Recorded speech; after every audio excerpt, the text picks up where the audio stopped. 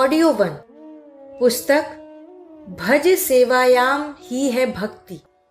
लेखक वेदमूर्ति तपोनिष्ठ पंडित श्री राम शर्मा आचार्य। गायत्री मंत्र हमारे साथ साथ। ओम भूर्भुवः स्वः तत्सवितुर्वरेण्यं भर्गो देवस्य धीमहि धियो यो नः प्रचोदयात्। देवियों, भाइयों, ज्ञान योग और कर्म योग, इन दो योगों के संबंध में कल और परसों आपको हमने बताया कि आपको ज्ञान योगी और कर्म योगी होना चाहिए। ज्ञान योग अर्थात आपको ऐसा आदमी होना चाहिए जिसे दूरदर्शी और विवेकवान कहते हैं। कर्म योग अर्थात आपको अपने कर्तव्यों और फर्जों को पूरा करने वाला होना चाहिए, जैसे कि कर्मठ, बहादुर और जिम्मेदार आदमी हुआ करते हैं। ज्ञान योग और कर्म योग के बाद में एक और सबसे बड़ा योगाभ्यास रह जाता है, जिसका नाम है भक्ति योग। चिंतन में यही योग काम करता है। जीवन में इसका समावेश होना चाहिए। वे योग अलग हैं जिनमें किसी तरह के अभ्यास किए जाते हैं, वह योगाभ्यास कहलाते हैं, जैसे प्राणायाम वगैरह। उस योगाभ्यास की बात मैं आपसे नहीं कह रहा हूं। मैं तो आपसे उस योग की बात कह रहा हूं जो कि इंसान को भगवान के साथ जोड़ने में सहायक होता है। आदमी का आत्मज्ञान इंसान और भगवान को जोड़ देने में समर्थ होता है। कर्म योग अर्थात कर्तव्य पालन भी इंसान को भगवान के साथ जोड़ देता है। तीसरा है भक्ति योग, जिसके संबंध में ही आज आपके सामने निवेदन करना है। भक्ति का अर्थ भावोन्माद नहीं। भक्ति किसे कहते हैं? भक्ति शब्द मैं जानबूझकर उपयोग नहीं करूंगा, क्योंकि भक्ति के संबंध में इतनी ज्यादा गलतफहमियां लोगों में छा गई हैं कि मैं क्या कहूं। लोगों की संवेदनाएं, भावनाएं उभर आएं और वह केवल रोने लगे, नाचने लगे, उचकने लगे, मस्तक झुकाने लगे, हाथ जोड़ने लगे, प्रार्थना करने लगे, आंसू बहाने लगे। बस हो गई भक्ति? नहीं, यह भक्ति नहीं है। यह तो एक तरीके से भावोन्माद है, भाव संवेदना है, जो कईयों को, ढेरों आदमियों को होता है। लोग बात बात पर हंस जाते हैं। बहुत सी औरतें ऐसी होती हैं कि जरा सी बात हुई, गलत बात हुई और रोने लगती हैं। यह भावुकता है। सामूहिक भावुकता भक्ति की निशानी नहीं है, जैसे कि आम तौर से लोग समझते हैं। देवी देवताओं के सामने नाक रगड़ना, गिड़गिड़ाना, आंसू बहाना, उछलना कूदना, हल्ला गुल्ला मचाना, उल्टा पड़ जाना, सीधा बैठ जाना, नाचने लग जाना आदि बातों को करने वालों को लोग बाग समझते हैं कि वह व्यक्ति बहुत बड़ा भक्त है। नहीं मित्रों, ये भावुकताएं हैं। भावुकता की दृष्टि से तो ये क्रियाएं ठीक भी हो सकती हैं, लेकिन जहां तक आध्यात्मिक उन्नति का संबंध है, इस तरह की भक्ति का योग से कोई सीधा संबंध नहीं है, और न सीधे भगवान से ही। यह भक्ति योग नहीं है। भक्ति किसे कहते हैं? भक्ति का सीधा साधा अर्थ होता है प्यार और मोहब्बत। प्यार और मोहब्बत आदमी के भीतर की एक ऐसी विशेषता है जो जिस आदमी के भीतर होगी उसको आरंभ से ही स्नेह से लबालब खुशहाल बनाए रखेगी। प्यार के बिना आदमी तो कहीं है ही नहीं। आनंद की तलाश में जीवात्मा इधर उधर घूमता रहता है। कभी इसके पास जाता है, कभी उसके पास जाता है, कभी वहां जाता है कि कहीं तो इसको आनंद मिल जाए, कहीं सुख मिल जाए और जीवन का आनंद उठा ले। वस्तुतः लोग समझते हैं कि वस्तुओं में आनंद होता है, जैसे कि खाने पीने की चीजों में लोग समझते हैं और कहते हैं कि आज तो बड़ा आनंद आया, खाने को मिठाई मिली, नमकीन मिली, कचौड़ी मिली। क्या यही आनंद है? नहीं, यह आनंद नहीं है। यह तो संवेदना है, आदमी की जीभ का जायका है। यह स्थायी नहीं हो सकता। जितनी देर तक आपका पेट नहीं भरा है, उतने समय के लिए तक तो यह भी हो सकता है कि आपको खाने के लिए जायकेदार चीजें मिलें, लेकिन वह तो क्षणिक हुआ ना। इसी प्रकार दूसरी तरह की चीजें हैं। जैसे आंखों से कोई दृश्य देखना है तो आप थोड़े समय तक ही तो उसे देखेंगे। 2-2.5 घंटे में सिर घूमने लगेगा और आपकी आंखें खराब होने लगेंगी। आप कितनी देर तक बैठेंगे सिनेमा में? ज्यादा देर तक नहीं बैठ सकते। यही बात काम वासना के संबंध में भी है। काम वासना का कितनी देर तक का सुख होता है? कुछ सेकंडों का सुख होता है और इसके बाद में वही बातें बड़ी बुरी मालूम होने लगती हैं। भीतर की मोहब्बत ही है आनंद। मित्रों, आनंद उस चीज का नाम है जो इंद्रियों से ताल्लुक नहीं रखता, वरन जीवात्मा से ताल्लुक रखता है। जीवात्मा का आनंद किस तरीके से मिल सकता है, इसका एक ही उत्तर है और एक ही जवाब है। क्या उत्तर है? यही कि आदमी के भीतर की मोहब्बत का ही दूसरा नाम आनंद है। उसी का नाम प्यार है, उसी का नाम प्रसन्नता है, उसी का नाम उत्साह है, उसी का नाम उल्लास है, उसी का नाम भाव संवेदना है। यह सब प्यार के ऊपर टिका हुआ है। आपने देखा है ना कि आप प्यार किस चीज को करते हैं? जो अपना है, जिसको आप अपना समझते हैं, उसी से तो प्यार करते हैं। जैसे आपकी साइकिल है, उसी भर से आप प्यार करते हैं। अन्यथा उस साइकिल स्टैंड पर इतनी सारी साइकिलें रखी हैं कि उनमें से किसी में छेद हो रहा है तो कोई धूप में पड़ी है, लेकिन आपको तो केवल अपनी साइकिल की ही फिक्र है कि इसे लेकर हमको चलना चाहिए। जब तक कोई मोटर आपकी है, तब तक तो आपको ख्याल है कि इसकी मरम्मत होनी चाहिए।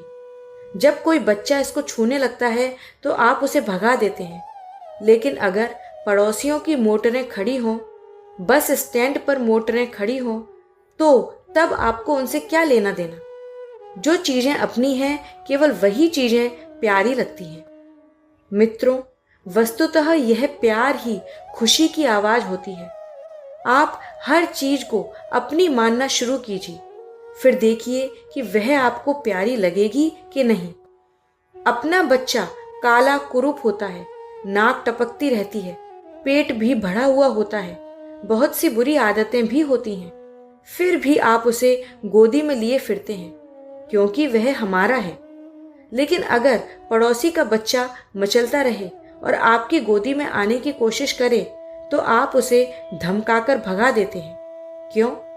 बच्चे तो सब एक से होते हैं। नहीं साहब, वह हमारा है इसलिए प्यारा है। हमारा होने से जो कोई भी चीज हमारे पास है या होगी, बड़ी अच्छी मालूम पड़ेगी, खुशनुमा मालूम पड़ेगी, प्यारी मालूम पड़ेगी और उसकी उपस्थिति में भी आपको आनंद मिलेगा। जिनको आप अपना मित्र मानते हैं, सबसे प्यारा मानते हैं, उसका साथ मिलने में कितना आनंद आता है। जिनको आप अपना मित्र मानते हैं, यदि वे आपके घर आ जाते हैं तब कितनी खुशी होती है। क्यों? इसलिए कि आप उसको अपना मानते हैं। अगर ऐसा न माने तब? कोई भिखारी आ जाए तब? कोई ऐसा मेहमान आ जाए जो आपका समय खराब करने चला आए, जिससे आपको कोई फायदा नहीं है, जिससे आपकी कोई जान पहचान नहीं है, तब क्या आप उसको पसंद करेंगे? स्वागत करेंगे? चाय पिलाएंगे? घंटों बातचीत करेंगे? नहीं, ऐसा नहीं हो सकता। आपसे कोई काम काज की बात भी होगी तो 2 मिनट में बात करने के बाद उसे आप भगा देंगे। कहेंगे कि भाई समय मत खराब कीजिए। ऐसा क्यों? एक मित्र जो आपके नजदीक आया था, उसका आप इतना स्वागत कर रहे थे, घंटों घुल मिलकर बात कर रहे थे, अपना काम भी हर्ज कर रहे थे। दूसरा भी तो आदमी था, उससे क्यों नहीं की? क्योंकि वह हमारा नहीं था। डालें प्यार की, आत्मीयता की टॉर्च। मित्रों, अपने और पराये का जो यह फर्क है, वह बहुत बड़ा फर्क है। अपना घनिष्ठ होता है, आपने देखा है ना कि जब कभी आप टॉर्च जलाते हैं तो जितनी चीजों के ऊपर टॉर्च का प्रकाश पड़ता है उतनी दायरे की चीजें चमकती हैं, लेकिन जहां टॉर्च का प्रकाश नहीं पड़ता वहां अंधकार छाया रहता है। आप प्यार की टॉर्च, आत्मीयता की टॉर्च जहां कहीं भी डालेंगे, जिस किसी पर भी डालेंगे, वही चीज खुशनुमा मालूम पड़ेगी। हर तरीके से अच्छी अच्छी बातें मालूम पड़ेगी, सुंदर मालूम पड़ेगी, बढ़िया मालूम पड़ेगी। लेकिन जिसको आप पराया मान लेंगे वह कैसा ही सुंदर क्यों न हो, कैसा ही लुभावना क्यों न हो, आपको उससे कोई खास लगाव नहीं हो सकता। लैला और मजनू का किस्सा सुना होगा आपने। लैला स्याह काले रंग की थी, बिल्कुल काली कलूटी, लेकिन मजनू उसके ऊपर इतना फिदा था कि उसने अपनी सारी जिंदगी को तबाह कर डाला। उसने कहा कि मैं लैला के बिना जिंदा नहीं रह सकता। मित्रों, शक्ल सूरत कैसी भी काली कुरूप भौणी क्यों न हो, लेकिन जिस किसी के साथ भी आदमी अपनापन जोड़ लेता है वह बहुत अच्छा मालूम पड़ता है, बड़ा आनंददायक मालूम पड़ता है। जो पराई चीजें होती हैं डरावनी वही मालूम पड़ती हैं। शेर के बच्चे शेरनी के साथ खेलते रहते हैं, दूध पीते रहते हैं, क्योंकि वे समझते हैं कि ये हमारी है। शेरनी अपने बच्चों को देखकर प्रसन्न होती है, नाराज भी नहीं होती। लेकिन अगर लोमड़ी के बच्चे आ जाएं, खरगोश के बच्चे आ जाएं, तब शेरनी उनका सफाया कर देती है, क्योंकि वे पराये हैं। अपने और पराये में बहुत फर्क है। साथियों, रस को आनंद कहा जाता है। यही बात हमारे शास्त्रों में बताई गई है। रसौ वै सह, अर्थात भगवान क्या है? रस है। रस किसे कहते हैं? रस आनंद को कहते हैं। आनंद कहाँ है? भगवान में है।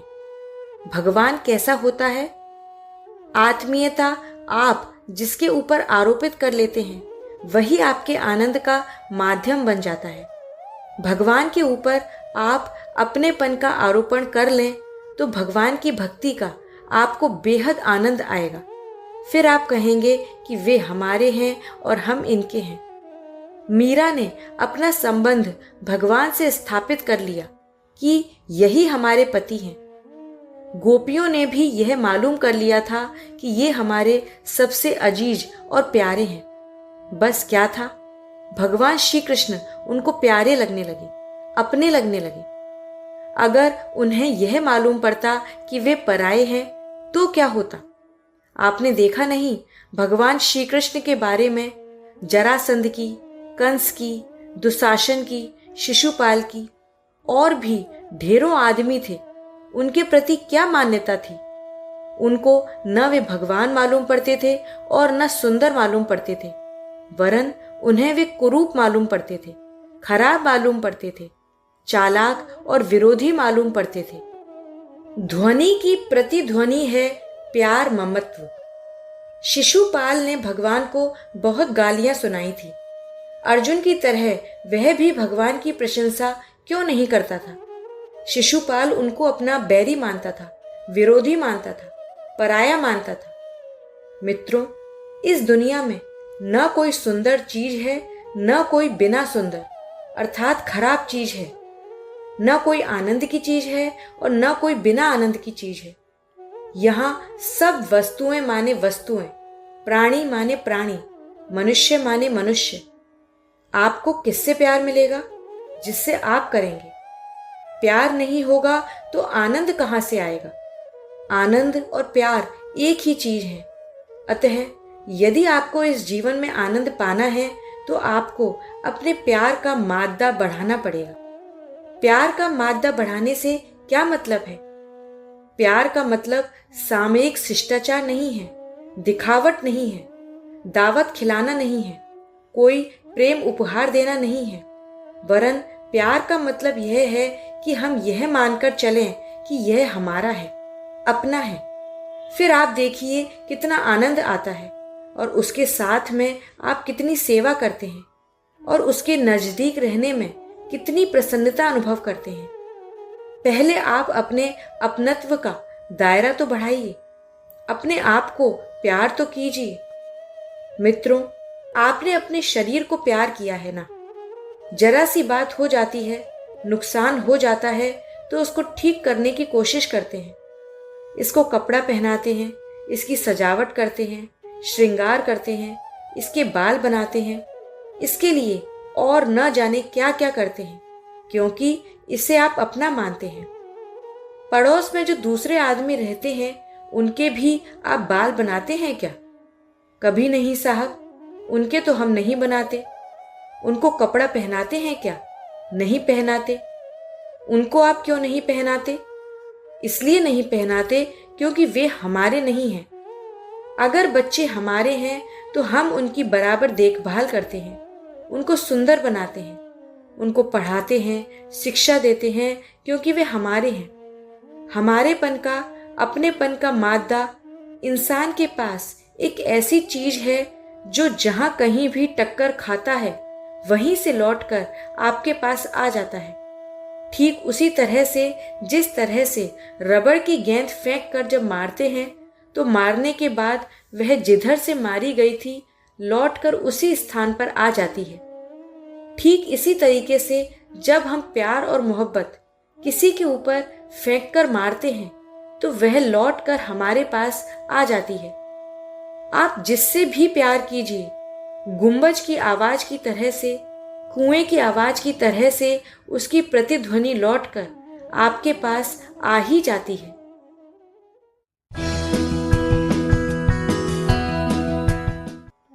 ऑडियो 2 पुस्तक भज सेवायाम ही है भक्ति। लेखक वेदमूर्ति तपोनिष्ठ पंडित श्री राम शर्मा आचार्य। सर्वत्र अपना आपा बिखरा माने। मित्रों, इसी तरीके से अगर संसार में आप द्वेष बुद्धि से देखेंगे तो आपको द्वेष बरसता दिखाई पड़ेगा। आप लोगों की उपेक्षा करना शुरू कर दें तो आपको चारों ओर उपेक्षा, उदासी छाई हुई दिखाई पड़ेगी। परायापन दिखाई पड़ेगा, सब माया और मिथ्या दिखाई पड़ेगा। परंतु यदि आप सब चीजों के प्रति आत्मीयता की भावना रखें तब ये सारा संसार भगवान का विराट स्वरूप दिखाई पड़ेगा। सर्वत्र अपना आपा ही बिखरा हुआ दिखाई पड़ेगा। तुलसीदास के सिए राम मैं सब जग जानी की अनुभूति होने लगेगी। संसार का जर्रा जर्रा सिया से भरा है, राम से भरा है। अपनत्व विकसित होने पर आपको हर जगह राम दिखाई पड़ेंगे और हर जगह सीता जी दिखाई पड़ेंगी। कब? जब आप उसे अपना मानेंगे तब। आप सबको अपना मानना शुरू कीजिए, अपनेपन के दायरे को बढ़ा दीजिए। अभी तो आपके अपनेपन का दायरा शरीर तक है, इसलिए शरीर में सुख है तो आप सुखी हैं, शरीर में दुख है तो दुखी हैं। अभी तो आपने अपना दायरा अपने कुटुंब तक सीमित रखा है। कुटुंबियों को अच्छी नौकरी मिल गई, खाना मिल गया, इज्जत मिल गई तो आप खुश हैं, और अगर नुकसान हो गया तो आप ना खुश हैं। अतः आप एक काम कीजिए, अपने इस छोटे से दायरे को बढ़ा दीजिए। आप अपने आप को सारे विश्व तक फैला दीजिए, तब सारी चीजें आपकी हो जाएंगी। स्वामी राम तीर्थ अपने आप को राम बादशाह कहते थे। वे कहते थे कि मैं बादशाह हूं। आप किसके बादशाह हैं? बादलों का बादशाह, नदियों का बादशाह, पहाड़ों का बादशाह। वे कहते थे कि मैं इनके ऊपर जा सकता हूं और देख सकता हूं। यह सब उनका ख्याल था, क्योंकि वे समझते थे कि सारी दुनिया मेरी है, मैं दुनिया का मालिक हूं। वे अपने को बादशाह कहते थे। इसमें कोई रुकावट थी? बताइए, कोई रुकावट नहीं थी। कोई नदी का पानी पीना चाहे तो उसे कौन रोक सकता है? सड़क पर चलना चाहे तो कौन रोकता है? बादलों को निहारना चाहे तो कौन रोकता है? किसी चिड़िया के आगे दाना फेंकते हैं तो कौन रोकता है? किसी की सेवा शुश्रूषा करने लगे तो कौन रोकता है? केवल बुराइयों के संबंध में तो रोकथाम हो भी सकती है कि किसी के साथ में आप चोरी का व्यवहार करें, लड़ाई झगड़े का व्यवहार करें तो कानून भी आपको रोक सकता है। लेकिन आप किसी से मीठे वचन बोलें, किसी की मदद कर दें, किसी के काम आए, तब भला आपको कौन रोकने वाला है।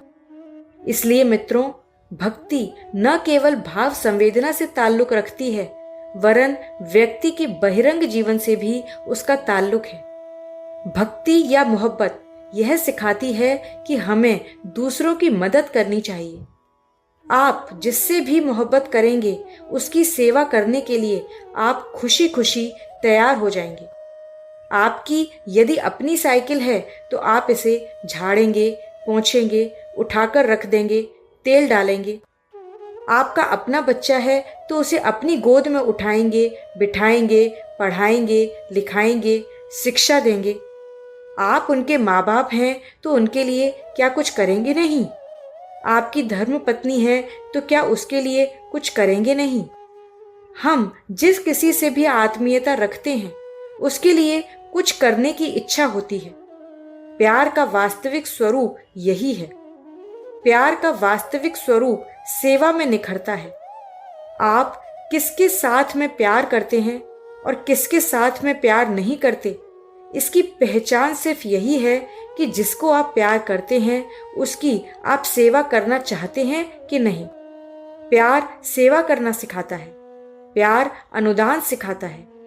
प्यार अपने प्यारे को सुखी बनाने के लिए स्वयं कष्ट उठाता है और सामने वाले प्रेमी को सुखी बनाता है। देशभक्ति इसी का नाम तो है।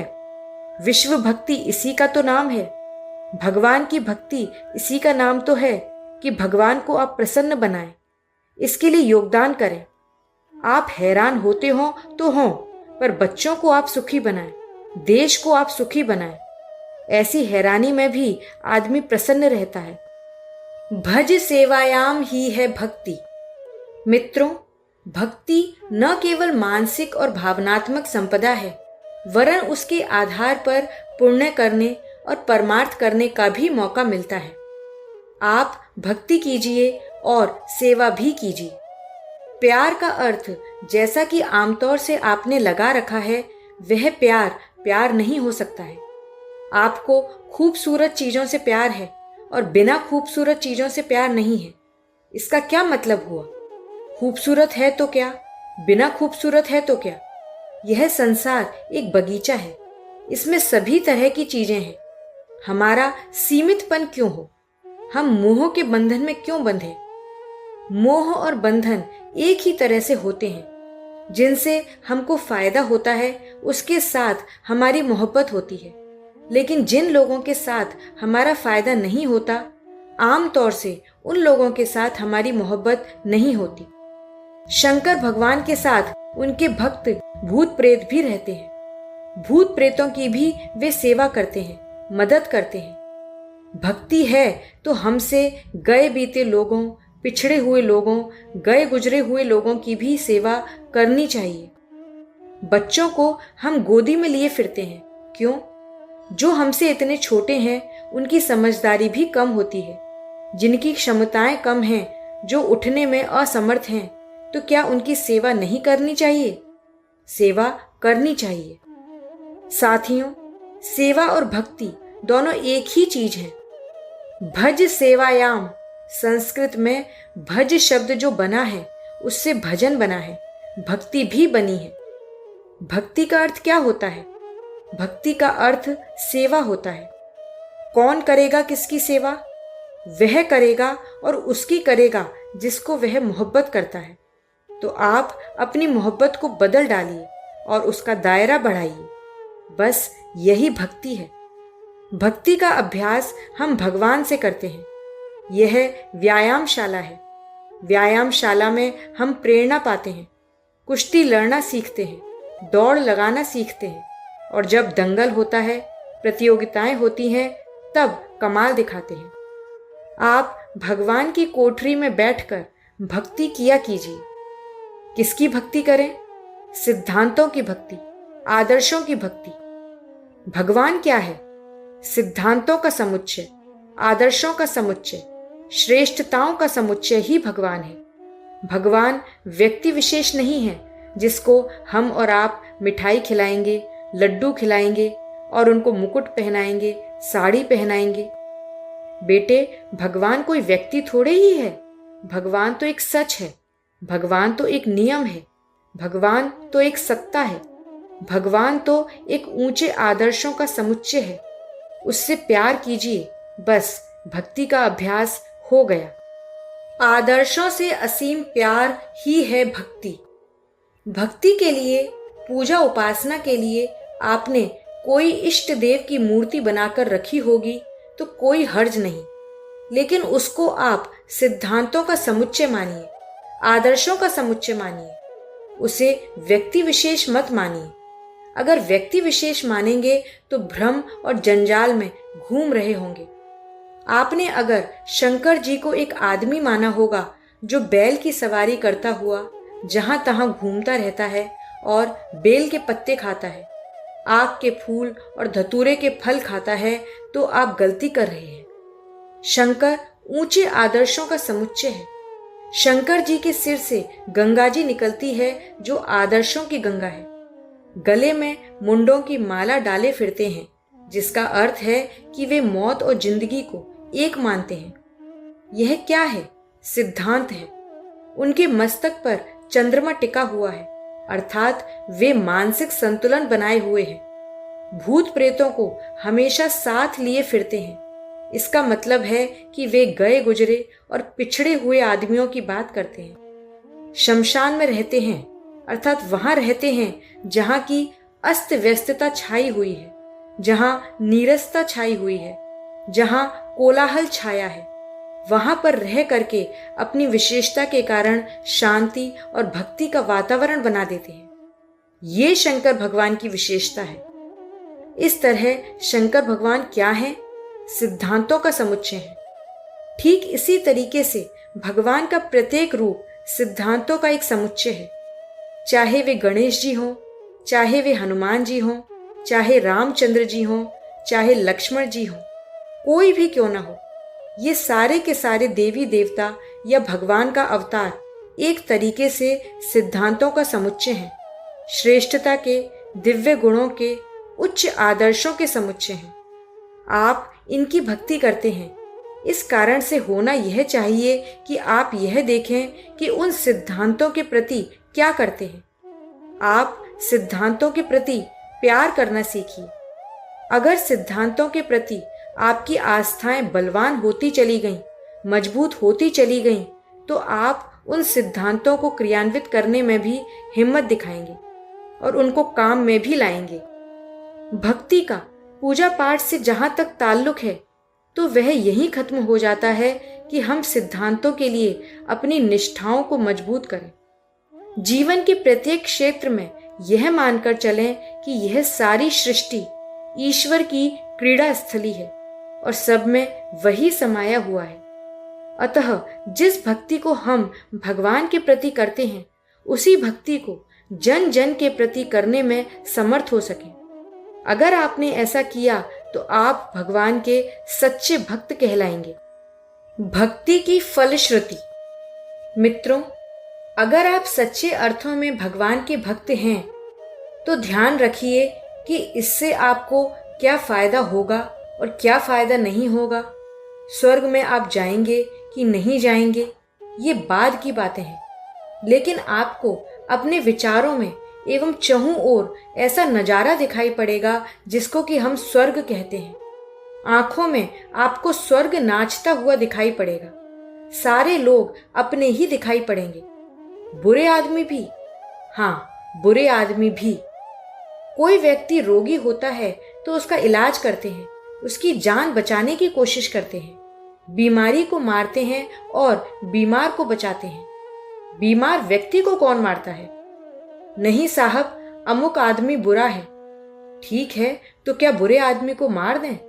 बुरे आदमी इस दुनिया में इसलिए नहीं है कि आप उनसे घृणा करें।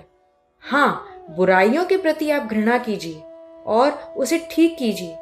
बुराइयों से लड़िए, बुराइयों से जद्दोजहद कीजिए। अपने बच्चे में भी कोई बुरी आदत है तो कोशिश कीजिए कि बुरी आदत से उसको छुटकारा दिला दें, न कि उस बच्चे को ही मार डालने की कोशिश करें। आज चारों ओर फैली हुए घृणा और नफरत की दुनिया में और अधिक की गुंजाइश नहीं है। आप प्यार के आधार पर भी लोगों का सुधार कर सकते हैं। आप यह मत सोचिए कि प्यार का हथियार कमजोर है। प्यार का हथियार कमजोर नहीं है। प्रहलाद की बात आपको मालूम नहीं है? प्रहलाद ने अपने पिता से प्यार मोहब्बत की, लेकिन उसने उनका कहना नहीं माना और उनसे बराबर जद्दोजहद करता रहा, क्योंकि पिता जब गलती करते थे तो उनको सुधारने में प्यार से लगा रहता था कि व्यर्थ के कामों में इनका श्रम क्यों जाए। इसे रोकने के लिए उसने पिता से असहमत होकर उनकी अवज्ञा करना शुरू कर दी। आप भी इस मामले में किसी से भी लड़ाई झगड़ा शुरू कर सकते हैं, लेकिन उसके पीछे प्यार का, मोहब्बत का मादा अवश्य होना चाहिए। आप प्यार की लड़ाई लड़िए। प्यार की लड़ाई भी बहुत अच्छी है। प्यार के अंजाम भी बहुत अच्छे हैं। यह सबके लिए अच्छा है, हमारे लिए भी और आपके लिए भी। इससे हमारे आनंद में हजारों गुना वृद्धि हो जाती है, हमारी खुशहाली में वृद्धि होती है, हमारी शांति में वृद्धि होती है, हमारी गौरव गरिमा की वृद्धि होती है। और हम गरीबी में रहते हुए भी, अभावों में रहते हुए भी चारों ओर प्यार और मोहब्बत की नजर डालते हैं तो हमारी खुशी का ठिकाना नहीं रहता। यह आपके हाथ में है कि आप खुशी अपनी मुट्ठी में रखें, सब और खुशी देखें, आनंद देखें और प्यार देखें। अगर आप अपनी भक्ति के लिए यह दृष्टिकोण बना सकें तो आपके लिए चारों ओर आनंद ही आनंद है। आनंद आपके अंदर ही छिपा हुआ है, साथ ही साथ आपके चारों ओर अमृत ही अमृत बिखरा हुआ है। आप चाहें तो इसे समेट भी सकते हैं और चाहें तो पी सकते हैं और दूसरों को भी पिला सकते हैं, ऐसा मेरा विश्वास है। आज की बात समाप्त। ओम शांति ही।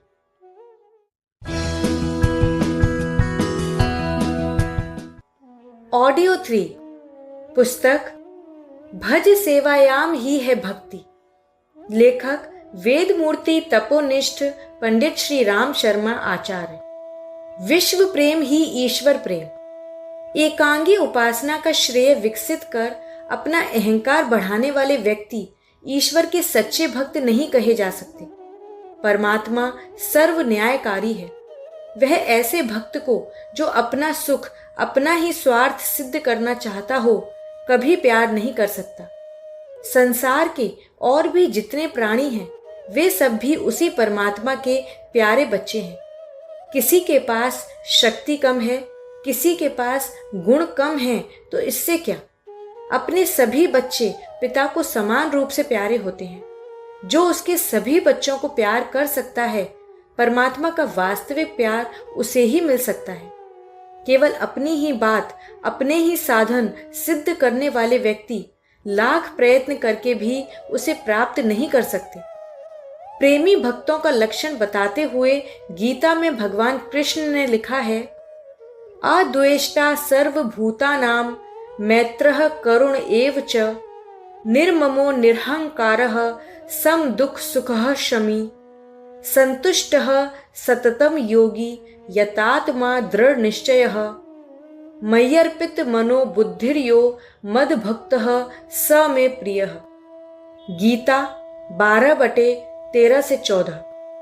हे अर्जुन, मैं उन भक्तों को प्यार करता हूँ जो कभी किसी से द्वेष भाव नहीं रखते, सब जीवों के साथ मित्रता और दयालुता का व्यवहार करते हैं, ममता रहित, अहंकार शून्य, दुख और सुख में एक सा रहने वाला, सब जीवों के अपराधों को क्षमा करने वाला, सदैव संतुष्ट, मेरा ध्यान करने वाला विरागी, दृढ़ निश्चयी और जिसने अपना मन तथा बुद्धि मुझे समर्पित कर दिया है, ऐसा भक्त मुझे अतिशय प्रिय है। यहाँ हमें एक बात समझ लेनी चाहिए कि यह सारा संसार भगवान के एक अंश में ही स्थित है। छोटे बड़े, अच्छे बुरे सब उसी के बनाए हुए हैं। उनके हित और कल्याण का भी उसे ध्यान होना चाहिए। केवल अपनी अपनी इच्छाओं की तृप्ति ढूंढने में यह कहाँ सब संभव है कि मनुष्य औरों के साथ द्वेष न करे। सुख की इच्छा में प्रतिस्पर्धा आवश्यक है। कामनाग्रस्त मनुष्य किसी की भलाई भी क्या कर सकेगा और ऐसा व्यक्ति परमात्मा की दया का अधिकारी भी क्यों बन सकेगा। चराचर जगत में एक ईश्वर की सत्ता ही अनेक रूपों में कार्य कर रही है। ईश्वर के एक अंग की उपासना की जाए और अन्यों की बिल्कुल उपेक्षा की जाए तो परमात्मा उस भक्त से कैसे संतुष्ट हो सकता है। भक्ति का स्वरूप सर्वांगीण होना चाहिए। मुंह से भोजन कराया जाए और पांवों को बांधकर एक ओर पटक दिया जाए तो वह परमात्मा अपने उपासक की भावनाओं से कैसे संतुष्ट हो सकेगा। ईश्वर के पारलौकिक और अदृश्य जगत को यदि माना जाए और संपूर्ण संसार को, उसकी देह को उससे भी उतना प्यार होना चाहिए जितना प्राण से। देह की उपेक्षा से प्राणों का अस्तित्व भला कहीं संभव हो सका है। ईश्वर के उपासक में श्रद्धा, भक्ति, एकाग्रता, बुद्धि की तीक्ष्णता के साथ साथ जीव और प्रेम का भी समन्वय होना चाहिए, क्योंकि प्रेम ही विश्व का आधार है, विश्व की आत्मा है। ईश्वर प्रेम भी विश्व के अंतर्गत है। प्राणी मात्र के साथ सद्व्यवहार, आत्मीयता और मैत्री की भावना रखने वाले लोग उसे बिना साधन प्राप्त कर लेते हैं। चतुर जनों की यह रीति है कि वे किन्हीं महापुरुषों की कृपा प्राप्त करने के लिए उनकी प्रिय संतान की सेवा और प्यार करते हैं। अपने आत्मीय जनों को प्यार करता हुआ देखकर बड़े कठोर हृदय के व्यक्तियों को भी पिघलता देखा गया है। फिर परमात्मा जो इतना सहृदय और दयालु है, वह अपने बालकों के प्रति कर्तव्य भावना को पूरा हुआ देखकर भला क्यों न प्रसन्न होगा। इससे तो वे भक्त की अन्य कामनाएं भी सहर्ष पूरी कर देते हैं। वेद में कहा गया है कि जो लोग संपूर्ण प्राणियों के हित में संलग्न रहते हैं, परमात्मा उनका भार स्वयं वहन करता है। पर समाज के प्रति अपने कर्तव्यों का समुचित रीति से पालन न करने वाले ईश्वर भक्त आत्म कल्याण में समर्थ नहीं होते। समाज भी तो मनुष्य का अपना ही स्वरूप है। अपने स्वार्थ की पूर्ति में उद्यत रहा जाए, पर अपने ही समान अपने समाज के प्रति परमार्थ का ध्यान न रखा जाए, तो उस ईश्वर उपासना से आत्म संतोष होना असंभव है।